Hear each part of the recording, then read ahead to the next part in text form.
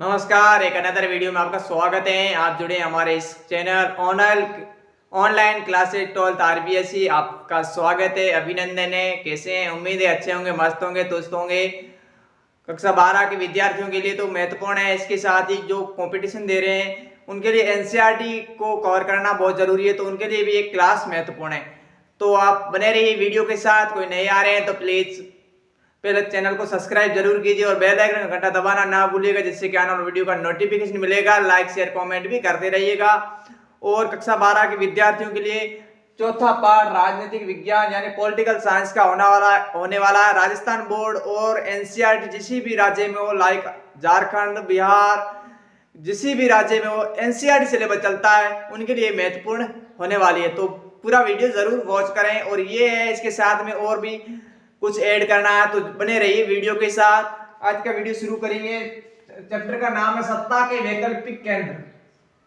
सत्ता के वैकल्पिक केंद्र यानी इसमें पढ़ेंगे यूरोपीय संघ, आसियान संघ, इसके बारे में। ठीक है, क्या होता है कि द्वितीय विश्व युद्ध के बाद में क्या होता है यूरोप में क्या हो जाता है कि यूरोपीय संघ यानी आसियान या फिर यूरोपीय संघ की स्थापना हो जाती है। कहां पर? यूरोप में। कब? द्वितीय विश्व युद्ध के बाद में। कब होता है? 1939 1945 में खत्म हो जाता है द्वितीय विश्व युद्ध। उसके बाद में आप देखेंगे इसका कार्यक्रम देखोगे तो आपको मिलेगा, पहले इससे पहले एक तथ्य मिलेगा कि मार्शल योजना की अब क्या थी, इसके बारे में देखेंगे। तो यूरोप की एक आर्थिक क्या थी, यूरोप को आर्थिक सहायता करने के लिए अमेरिका ने योजना चलाई। वो क्या कहता है? योजना, मार्शल योजना, यानी यूरोप को आर्थिक सहायता देने के लिए, प्रदान करने के लिए अमेरिका के द्वारा जो योजना चलाई उसे क्या कहता है? मार्शल योजना। ये कब चलाई गई? 1947 में, और ये 1952 तक। ठीक है, तो उस आगे टॉपिक रहेगा, आपको टॉपिक डालना है सोवियत संघ का विघटन। सोवियत संघ के विघटन के बाद में क्या हो जाता है कि यूरोपीय संघ और आसियान संघ क्या हो जाती है? स्थापना हो जाती है। यानी यूरोपीय संघ 1992 में स्थापित हो जाता है और आसियान है जो 1967 में वो बन जाता है, यानी स्थापना हो जाती है। आपको ध्यान रखना चाहिए। उसके बाद से पहले आपको ये तथ्य जानकारी होना जरूरी है कि यूरोपीय संघ से पहले तो कुछ संघ थे, यानी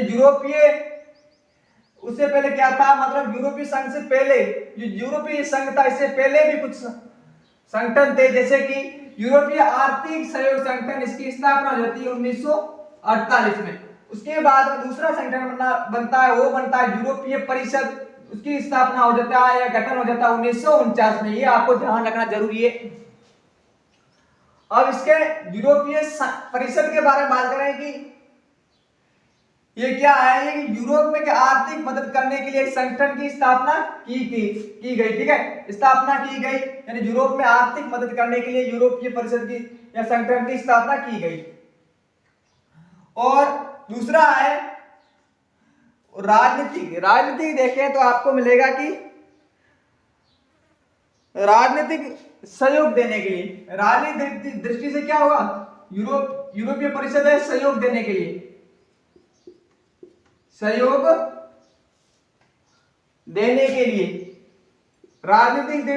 राजनीतिक दृष्टि से भी सहयोग देने के लिए।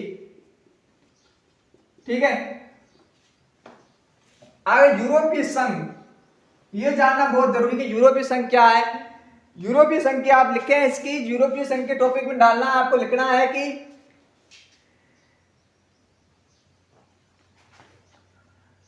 जो यूरोप महाद्वीप है, यानी जो यूरोप महाद्वीप है उसके कुछ देशों ने मिलकर एक संगठन बनाया, वो कहलाया यूरोपीय संघ। यानी जो यूरोप महाद्वीप है उसके कुछ देशों ने मिलकर एक संगठन बनाया, वो क्या कहलाया? यूरोपीय संघ। यानी कहां पर? यूरोप में। ठीक है, परिभाषा लिख लेनी है कि जो यूरोप महाद्वीप है, यूरोप, उसके कुछ देशों में मिलकर अपना एक संगठन बनाया, उसे क्या कहलाया? यूरोपीय संघ। उसके बाद इसके कार्य के बारे में बात करें तो आपको कार्य मिलेगा कि यूरोपीय संघ द्वारा जो प्रोजेक्ट चलाए जाते थे उस प्रोजेक्ट को धन देने का काम कौन करता था? यूरोपीय संघ या ये काम करता था। और अब यूरोपीय संघ के अंक कितने होते? 7। कितने थे? 7। तो इस प्रकार से ये आपको मैं समझता हूं यहां तक हो गया होगा।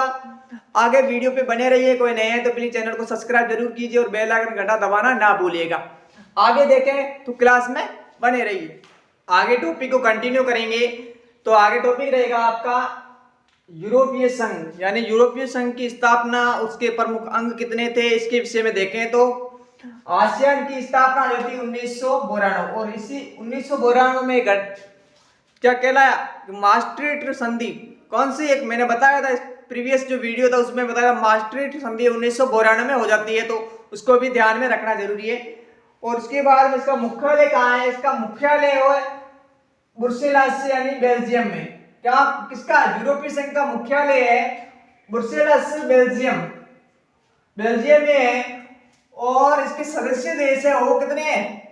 28। और 28वां जो सदस्य देश है वो है क्रोएशिया। क्या है? क्रोएशिया। शब्द को ध्यान रखना है, क्रोएशिया। क्रोएशिया वो 28वां देश है। क्रोएशिया ध्यान में रखना है कि कुल यूरोपीय संघ में कुल सदस्य देश है 28 वहां है क्रोएशिया देश, ये ध्यान रखना है। और यहाँ का झंडा है उसमें कितनी है? 12 सोने के सितारों की रंग की एक सोने के लिए सितारों के रंग है कितने? 12। झंडे में कितने रंग है सोने के? ये 12 है सितारों के रंग। और ये प्रतीक किसका है?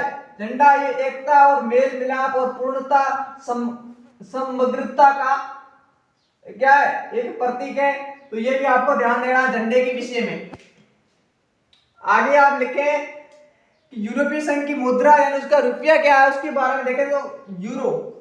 यूरोप की मुद्रा या यूरोपीय संघ की मुद्रा रहेगी यूरो। और यूरोपीय संघ के अंग कितने हैं? तो अंग मिलेंगे 7। कितने? यूरोपीय संघ के अंग मिलेंगे आपको 7। अब 7 कौन से? उसमें आपको 4 में बता देता हूं और आगे 3 बाकी रहेंगे, उसके विषय में नेक्स्ट बात करेंगे।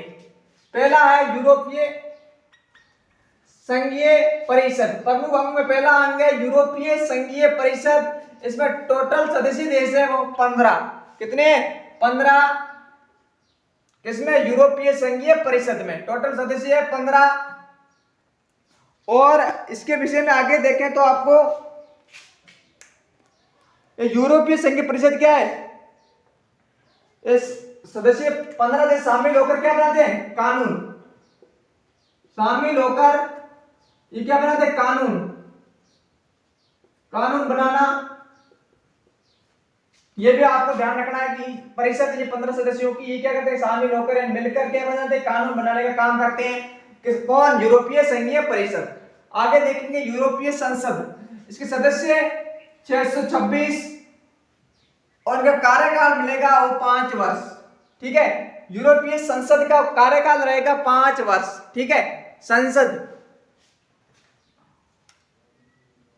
और भारत में भी ऐसा ही होता है, संसद का कार्यकाल होता है 5 वर्ष का ही होता है, और या राज्य में हो या फिर केंद्र लेवल पर हो। ठीक है, ये भी आपको तथ्य ध्यान रखना होना चाहिए। आगे तीसरा अंग था वो यूरोपीय आयोग। अब यूरोपीय आयोग इसमें क्या होता था? 30 कार्यकारी अधिकारी, 30 कार्यकारी संस्था थी। क्या थी?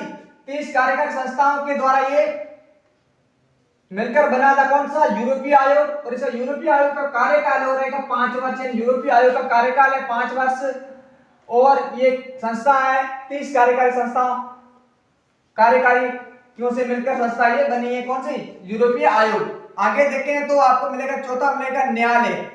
अब न्यायालय को भी आगे अपन 2 भागों में बांटेंगे। एक तो होता है न्याय न्यायालय और दूसरा होता है उपाय न्यायालय। अब उपाय और न्याय न्यायालय कौन कौन से इसके विषय में देखें तो आपको मिलेगा कि एक तो न्याय न्यायालय और दूसरा उपाय। उपाय का मतलब है विवाद का क्या करना? निपटारा करना यानी सॉल्यूशन करना।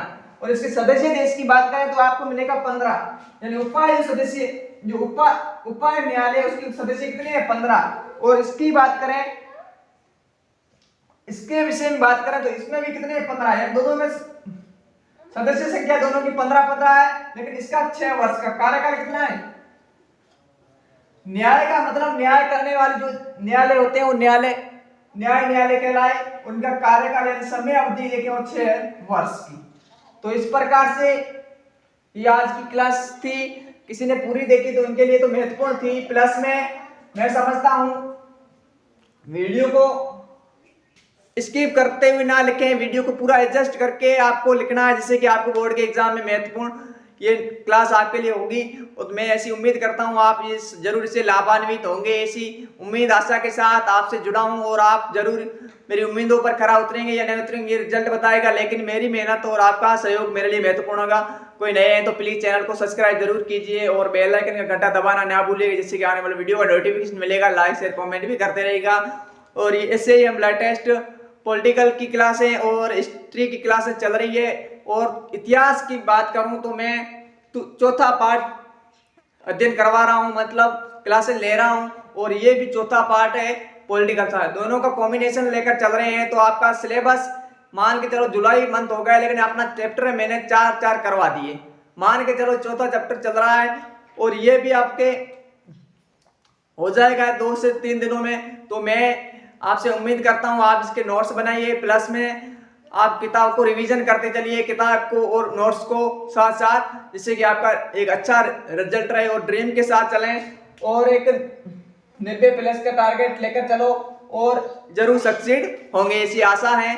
और एक आपसे महत्वपूर्ण गुजारिश है, अगर आपको हिंदी साहित्य और हिंदी अनिवार्य को लेकर है, किसी को हिंदी अनिवार्य और हिंदी साहित्य में कोई लेक्चर्स देना यानी ग्रामर का पोर्शन है, या फिर कुछ आपको बताना है, मतलब टॉपिक बता देना कि इस टॉपिक से हमको शुरू किया जाए, तो उस टॉपिक को मैं भी आप डिस्कशन जरूर करूंगा। आप जुड़े, मेरे को समय दिया, आपको धन्यवाद। मिलेंगे नेक्स्ट वीडियो में, तब तक के लिए जय हिंद, वंदे मातरम।